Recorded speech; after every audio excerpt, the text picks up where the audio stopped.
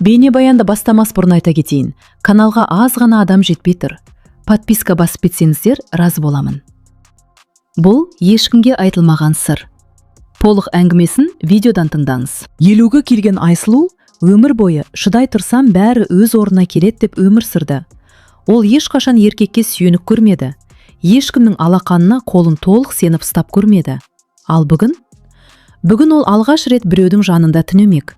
Төсекке қарап тұрып жүрегі атша тулады. Бұл қарапайым ғана төсек еді. Ақ жайма, 2 жастық. Бірақ Айсұлу үшін бұл бөтен әлем. Қорқыттырсын ба, деді күйеуі баяу. Ол үнсіз басын изеді. Айсұлудың өмірі басқаша басталған. Ол 20-ға келгенде әкесінен айырылды. Анасы сырқаттанып қалды. 3 інісі бар еді. Мен тұрмысқа шықсаң, бұлар кімге қалады, деп ол өзім құрбан етті.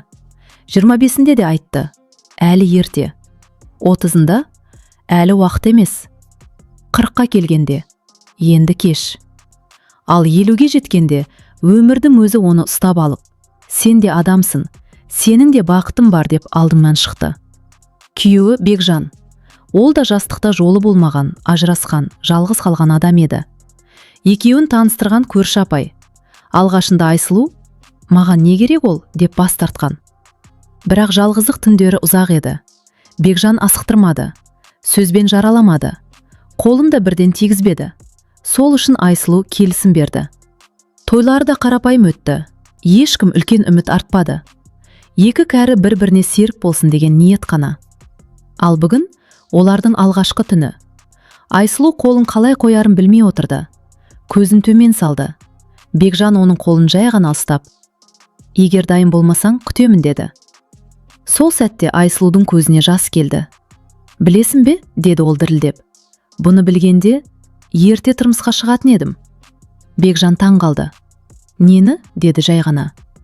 Айсұлу көз жасын сыртып, әйелдің де жүрегі барын, қорқудым да жылы жағы болатынын, біреудің асықпайық деген сөзі адамды емдейтінін. Ол өмірінде алғаш рет өзін әйел сезінді. Түн тыныш өтті. Бірақ Айсұлудың ішінде бүкіл өмірі төңкеріліп жатты. Ол өзіне өзі сыбырлады. Мен кешіккен жоқпын. Мен тек өз уақытымда келіппін. Ал Бекжан сол түні түсінді. Бұл әйел өмір бойы шыдап келген, бірақ сынбаған адам. Ал алда Айсұлуды өткен өмірдің ауыр құпиялары, туыстардың сөзі, қоғамның маза бермес көзқарасы және нағыз махаббатты кеш болса да сезінудің ауыр жолы күтіп тұр еді. Айсұлу таңертең ерте оянды. Күн сәулесі перденің арасынан сығалап тұр. Басында мың ой. Кеше болған түн түс секілді. Бірақ денесіндегі тыныштық бәрінің шын екенін сездірді. Ол төсектің шетінде үнсіз отырды. 50 жыл бойы өзі туралы ойламаған адам бір түнде бүкіл өмірін қайта қарап шыққандай болды. Бекжан ас үйде шай қойып жүрген. Дыбыстар таныс, бірақ бөтен үйдің дыбысы сияқты. Ұйықтай алмадың ба, деді ол. Ұйықтадым, деді Айсұлу. Бірақ бұрынғыдай емес. Ол бұрын таңды міндетпен қарсы алатын. Тамақ, жұмыс, ана, інілер, уайым. Ал бүгін таң өзі үшін атты. Бірақ бұл тыныштық ұзаққа бармады. Телефон шыр етті. Айсұлу экранына қарады да жүрегі қысылды. Үлкен әпкесі Күләш. Алло, деді сақтықпен. Алло дейсің бе, деді ар жақтан суық дауыс. Естіп жатырмын, кеше күйеуге шықтың деп. Айсұлу үнсіз қалды. Айсұлу, сен ұялмайсың ба өзі, деді әпкесі. 50-ге келіп, елдің күлкісіне қалдың ғой. Мен ешкіммен ештеңе тартып алған жоқпын, деді ол жай ғана. Осы жаста не таттың, деп айқайлады Күләш. Жастарға үлгі болудың орнына. Сөз жүрекке қадалды.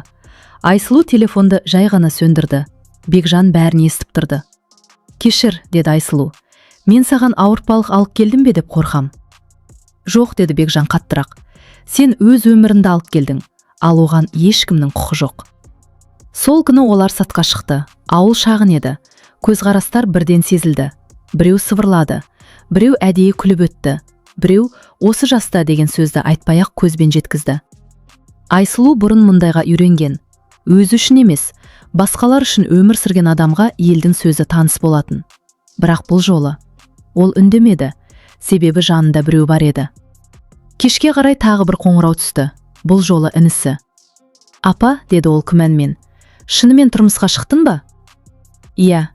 Неге бізге айтпадың? Айсұлу күліп жіберді. Айтсам, рұқсат берер ме едіңдер? Ар жақ үнсіз қалды. Апа, біз сенсіз өсіп кеттік.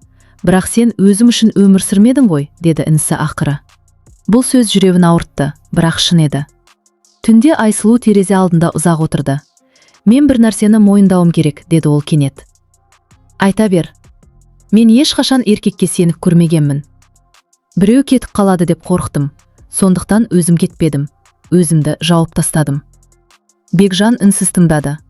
Ал мен, деді ол сәл кідіріп. Мен бұрын үйленгенмін. Сол кезде әйелім, сенің махаббатың жетпейді, деді. Содан кейін жүрегімді жаптым. Айсұлу бұл түнде тағы ұйықтай алмады. Көзін жұмса болды. Жастық шағы қайта тіріліп кететіндей. Ол сол түнді ешқашан ешкімге айтпаған. 21 жаста еді. Анасы тірі. Әкесі енді ғана қайтыс болған. Үйдің салмағы бір-ақ күнде оның иығына түсті. Сол кезде ауылға қалада оқып жүрген бір жігіт келді. Ерлан. Сөзі жұмсақ, көзі батыл. Айсұлуды алғаш рет әйел деп қарады. Бір кеште ол Айсұлуды үйіне дейін шығарып салды. Жол ұзақ болды. Сөз де көп еді. Сол түні Айсұлу алғаш рет жүрегін ашты. Алғаш рет бақытқа да құқым бар шығар деп ойлады. Бірақ таң атқанда Ерлан қалаға қайтып кетті. 1 апта, 2 апта, 3 апта. Хабар болмады. Сол кезде Айсұлу бір шындықты білді. Ол жүкті еді. Бұл хабарды ешкім естімеді. Анасы сол кезде төсек тартып жатты. Інілері әлі бала. Айсұлу қорықты. Ол Ерланды іздеді. Бірақ қалада оны ешкім танымай шықты. Сол бір түннен кейін Айсұлу өзін жазалады. Енді ешқашан деп ант берді. Баладан айырылды. Оны ешкімге айтпады. Жүрегінде көмді. Сол күннен бастап ол әйел болудан бас тартты. Қазір 50 жасында. Сол жара қайта ашылды. Бекжан бәрін тыңдап шықты. Бірде-бір сөзін бөлмеді. Мен сол кезден бастап өзімді лайықсыз сезіндім, деді Айсұлу. Менің өмірім қате сияқты болды. Бекжан оның қолын қысты. Сен қате емессің, деді ол. Сен тірі қалғансың. Сол сәтте есік қоңырауы соғылды. Кеш еді. Бекжан есікті ашты. Босағада бір әйел тұрды. Сымбатты, күтімді. Көзінде суық күлкі. Сәлем, Бекжан, деді ол. Таныстырмайсың ба? Айсұлудың жүрегі зу етті. Бұл Гүлнар. Менің бұрынғы әйелім, деді Бекжан ауыр күрсініп. Мен сенің үйленгеніңді естідім, деді Гүлнар Айсұлуды басынан аяғына дейін шолып. Қызық таңдау екен. Айсұлу үндемеді. Бірақ ішіндегі жара тағы ашылды. Мен тек бір нәрсе айтқым келді, деді Гүлнар. Сен әлі де маған қарсысың, Бекжан. Есіктің артында өткен өмір тұрды. Ал үйдің ішінде кешіккен махаббат. Екеуінің ортасында сынақ басталды. Гүлнар табалдырықтан асықпай аттады. Бұл үйдің иесі өзі сияқты сезінетіндей, жан жағына еркін көз жүгіртті. Жақсы тұрыпсыңдар екен, деді ол мысқылмен. Қарапайым, бірақ тыныш. Айсұлу оның даусынан бірден қауіп сезді. Бұл үйреншікті қызғаныш емес, бақылап үйренген әйелдің үні еді. Бекжан есікті жауып, сабыр сақтауға тырысты. Не үшін келдің, деді ол тура сұрап.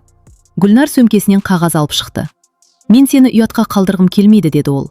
Бірақ бұл қағаздарда сенің әлі де шешпеген мәселелерің бар. Айсұлу қағазға қарамады. Ол Бекжанға қарады. Мен сенің өткеніңді білгім келмейді, деді ол тыныш. Бірақ осы үйге келген адам мені сыйлау керек. Бұл сөз Гүлнарды таң қалдырды. Сыйлау, деп күлді ол. Сен кімсің өзі? Айсұлу алғаш рет даусын көтерді. Мен осы үйдің әйелімін, деді ол. Жасыма да, өткеніме де қарамай. Бекжан үнсіз қалды. Бірақ бұл үнсіздік қолдау еді. Гүлнар көзін сығырайтып. Бекжан, сен шынымен осы әйелмен, деп сөзін аяқтай алмады. Иә, деді Бекжан қатты. Мен дәл осы әйелмен тыныштық таптым. Бұл сөз Гүлнарды ашуландырды. Тыныштық, деді ол. Сен менімен болғанда да тыныш едің деп ойлайсың ба? Мен сені сүйдім, ал сен өзіңді ғана аядың. Осы сәтте шындық ашылды. Сен махаббатты емес, билікті сүйдің, деді Бекжан. Ал мен қорқып жүріппін. Гүлнар үндемей қалды.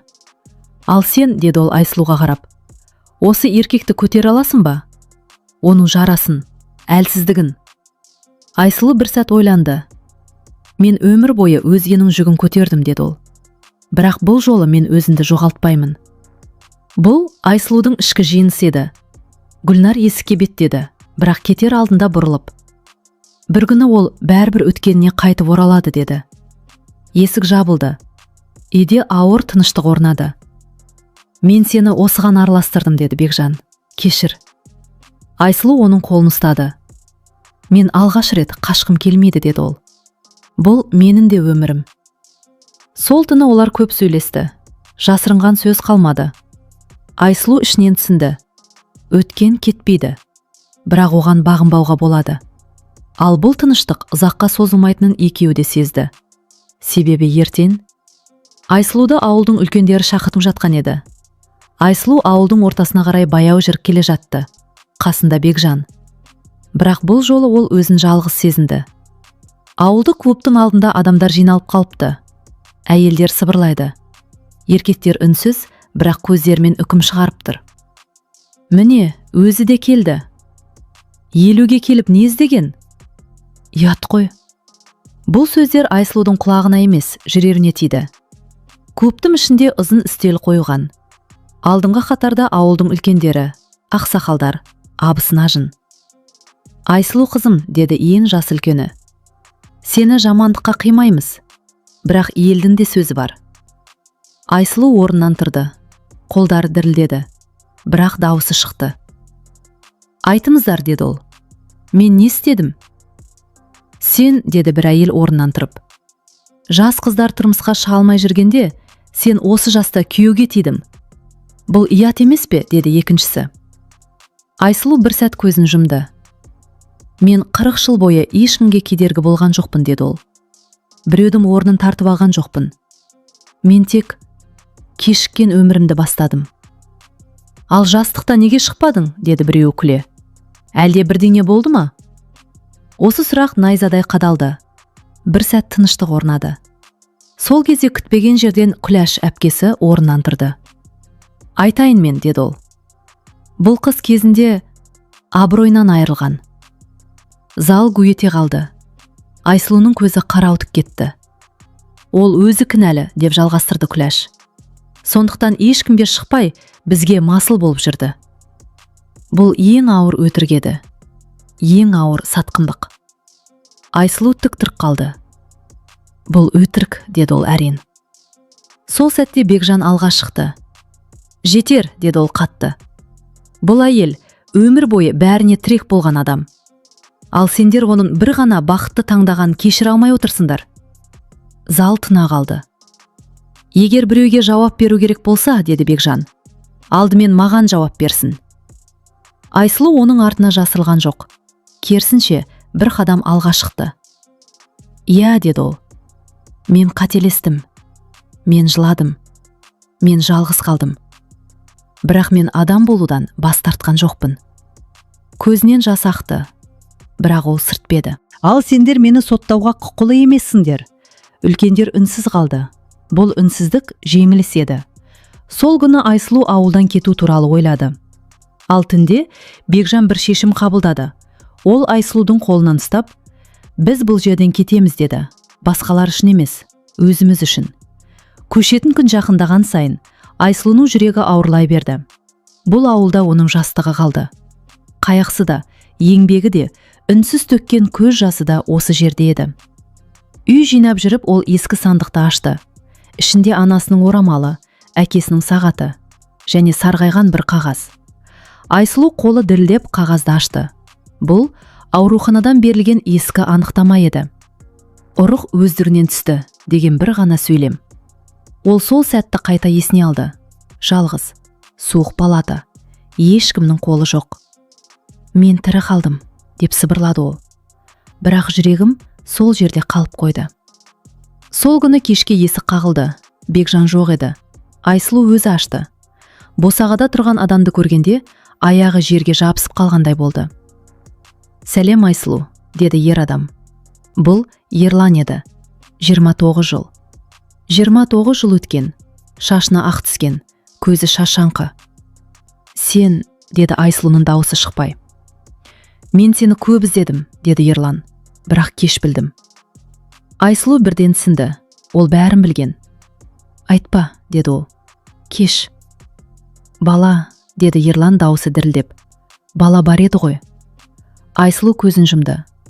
Жоқ, деді ол қатты. Ол жоқ. Және ол сенің өміріне кірмейді. Ерлан басын төмен салды. Мен сол кезде қорқақ болдым, деді ол. Мен қаштым. Мен де қаштым, деді Айсұлу. Өмірден. Осы сәтте Бекжан кіріп келді. Үйдегі ауыр ауаны бірден сезді. Бұл кім? Деді ол сабырмен. Өткен, деді Айсұлу. Бірақ аяқталған өткен. Ерлан Бекжанға қарап, мен кешіріп келдім, деді. Бірақ шындықты айтуға міндеттімін. Шындық кеш болса да, деді Бекжан, оны екеуміз шешеміз. Ерлан кеткен соң Айсұлу жылап жіберді. Мен сені жоғалтамын ба деп қорқам, деді ол. Бекжан оның маңбайынан сүйді. Сен мені жоғалтпайсың, деді ол. Себебі сен қашпайсың. Түн ортасында телефон шырылдады. Айсұлу жауап берді. Айсұлу апай, деді бейтаныс дауыс. Мен сізді табу үшін көп іздедім. Сіз кімсіз? Менің атым Данияр. Мен балалар үйінде өстім. Құжаттарда сіздің атыңыз бар. Айсұлуның қолынан телефон түсіп кете жаздады. Қалай? Деді ол сыбырлап. Маған анасы тірі деген белгі қалған, деді жігіт. Мен сізбен сөйлесуім керек. Бұл соңғы соққы еді. Бірақ ең үлкен үміт те осы еді. Айсұлу сол түні таң атқанша көз ілмеді. Телефон жанында жатыр. Жүрегі соққан сайын шыр ете қалама деп селт етеді. Анасы тірі. Жоқ. Баласы тірі. Ол осы сөзге өз де сенбей отырды. Егер бұл қате болса ше, деді ол сыбырлап. Егер бұл жай сәйкестік болса ше. Бекжан оның жанында үнсіз отырды. Қорқсаң да қашпа, деді ол. 40 жыл қаштым. Енді тоқта. Таңертең олар жолға шықты. Көрші қаладағы балалар үйіне. Айсұлу жол бойы терезеге қарап отырды. Әр ағаш, әр бұрылыс. Жүрегін одан сайын қысқандай. Ол мені жек көрсе ше, деді бір кезде. Неге тастадың деп сұраса ше. Бекжан көлікті баяулатып. Егер сұраса шындықты айтасың, деді. Ал егер жек көрсе, сен бәрібір анасысың. Балалар үйінің ғимараты сыр еді, бірақ Айсұлу үшін ол тағдырдың есігі болатын. Кабинетте отырған әйел құжаттарды ақтарды. Иә, деді ол ақыры. Данияр, 29 жаста. Анасының аты Айсұлу. Бас тарту емес, уақытша қалдыру деп көрсетілген. Айсұлу жылап жіберді. Мен оны тастамадым, деді ол. Мен тірі қалу үшін солай істедім. Ол сені көптен бері іздеп жүр, деді қызметкер. Бірақ кездесуге дайынсыз ба? Айсұлу басын изеді. Аяғы дерілдеп тұрды. Есік ашылды. Бөлмеге ұзын бойлы қара торы жігіт кірді. Көздері өзіне ұқсас еді. Сәлеметсіз бе, деді ол. Апа? Жоқ. Айсұлу апай? Айсұлу орнынан тұра алмады, тек қолын созды. Данияр, деді ол. Балам. Бұл сөз шыққанда бүкіл денесі қалтырады. Данияр бір қадам жақындады, сосын тағы бір.